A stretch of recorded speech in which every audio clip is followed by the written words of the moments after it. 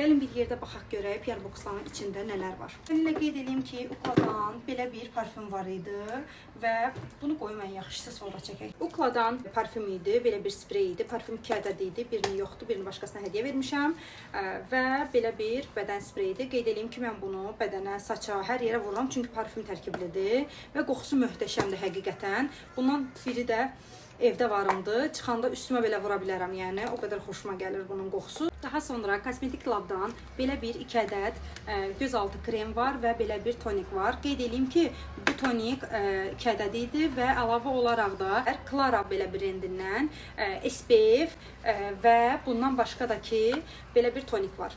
Qeyd edelim ki, bu SPF də 2 dənə idi, o toniklər də 2 ədəd idi, hərəsindən 2-2 idi və onların hər birini təbii ki, hədiyyə vermişəm. Özümdə qalanları isə hələ istifadə eləməmişəm. SPF-i istifadə eləmişəm, çox xoşuma gəlir, çox qəşəngdir. Yəni, ala bilərsinizmi? Əladır, ala bilərsiniz. Yəni. Daha sonra danışmaq istədiyim Agiva'dan belə bir saç spreyi və belə bir quru şampunudur. Quru şampunundan bir dəfə istifadə elədim Məryəm üçün də, çox xoşuma gəldi və saç spreyində eyni şəkildə istifadə eləyirəm. Həm Məryəm üçün, həm özüm üçün, çünki mən saçlarımı hər həftə ukladka eləyirəm və ukladkadan öncə mütləq şəkildə vururam və Məryəmin saçını darayarkən çox qəşəng şəkildə yolmadan açır.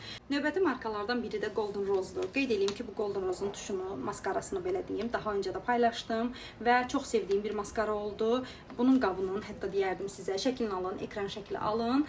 Mütləq şəkildə əldə eləməli olduğunuz bir maskaradır. Hal-hazırda gözümdə istifadə elədiyim maskaradır və əlavə olaraq lip glossunu da hal-hazırda istifadə eləmişəm. Çox bəyəndim. Həm lip glossunu, həm də maskarasını. Digər markalardan biri də Vivienne Savo'dur. Yəni belə bir kosmetiçka deyəndə belə bir kosmetiçkası var və əlavə olaraq da belə bir maskarası var. Bunu istifadə eləməmişəm. Bunu mütləq şəkildə beləcə göstərim. İstifadə eləyib bu barədə fikrimi mütləq şəkildə bölüşəcəm. Daha sonra göstərmək istədiyim bir brendin biri Anyog brendidir. Qeyd edeyim ki, bu brendi mən özüm daha öncə də, hətta belə 2 ildir sevərək istifadə eləyirəm. Deyin necə? İndi mən sizə bunları qoyum, onları göstərim. Bunlar özümün 2 ildir istifadə elədiyim, bitdikcə aldığım bir məhsuldur. Bu da Anyong brendinindir. Nə üçündür, nəyə yarayır? Bunlar müxtəlif dəri tipinə görə bu arada Olivia'da satışdadır. Və bu tonikidir, üzü silirəm. Daha sonra belə bir serumu var və üstündən də belə bir nəmləndiricisi var. Görün mən bu nəmləndiricini necə istifadə eləmişəm. Vallahi yumamışam. Elə bilərsiniz bu qabın üçün yumuşam, yox. Sadəcə olaraq bunu mən sıyırıb istifadə eləmişəm.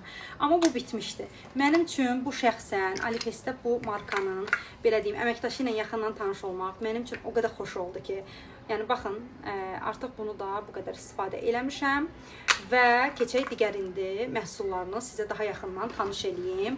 Bunu əlavə olaraq burada istifadə eləməmişəm. Bunu istifadə edib sizlə bölüşəcəm. Üz təmizləyici geli və üz təmizləmə yağı var. Hansı ki, makyajdan sonra çirki və yağı, belə deyim, üzdə olan yağlılığı çox səliqəli şəkildə təmizləyir.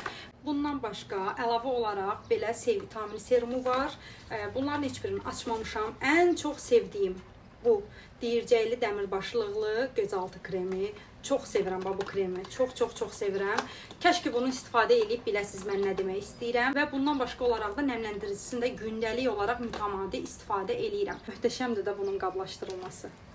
Bu şəkildə. Sadəcə üzümdə makyaj var, sıxıb heyf eləmək istəmirəm. Basırsınız və bu hissəsindən belə gözaltı istifadə edirsiniz. Dəmir deyircəklidir. Bizdə o qədər qəşəng sərindir, möhtəşəmdir. Yəni bunu mütləq şəkildə istifadə eləyin. Mənə təşəkkür eləyəcəksiniz, o qədər deyirəm sizə. PR boxlar bu qədər. İnşallah növbəti PR boxlarda belə unpackinglərdə görüşərik. Hələlik.